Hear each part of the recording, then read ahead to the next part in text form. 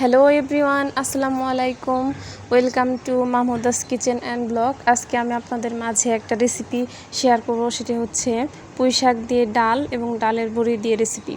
তো শুরুতে আমি পেঁয়াজ, কাঁচামরিচ, হলুদ, মরিচ, লবণ এবং আদা রসুন বাটা, জিরা বাটা এবং সাথে একটু তেল দিয়ে ভালো করে এটা মেখে নিব।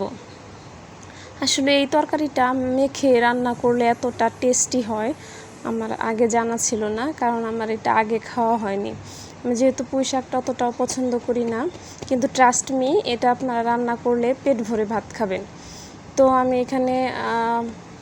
এখানে হচ্ছে আমি ডালটা এবং পুঁই শাকটা, আলু সবগুলাই একে একে মেখে নিয়েছি। মেখে নিয়ে চুলায় বসিয়ে দিয়েছিলাম। দেওয়ার পরে এই যে এই অবস্থায় এসেছে। তারপরে যখন এটা একটু ঝোলটা কমে যায়, তখন এখানে একটু পানি দিয়ে দিতে হবে। পানি দিলে হয় কি, ডালটা একটু ভালোভাবে সিদ্ধ হয়, আলুটাও সিদ্ধ হয়। তারপরে আমি অফ ক্যামেরায় ডালের বড়ি ভেজে নিয়েছিলাম। আমার কাছে ডালের বড়ি দিলে এত ভালো লাগে। ডালের বড়ি আমার খুবই পছন্দের। আপনাদের কার কার ডালের বড়ি অনেক ভালো লাগে কমেন্ট করে জানাবেন।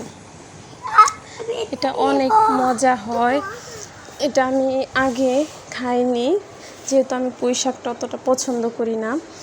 তো এই যে এখন হয়ে গেল 10 থেকে 15 মিনিট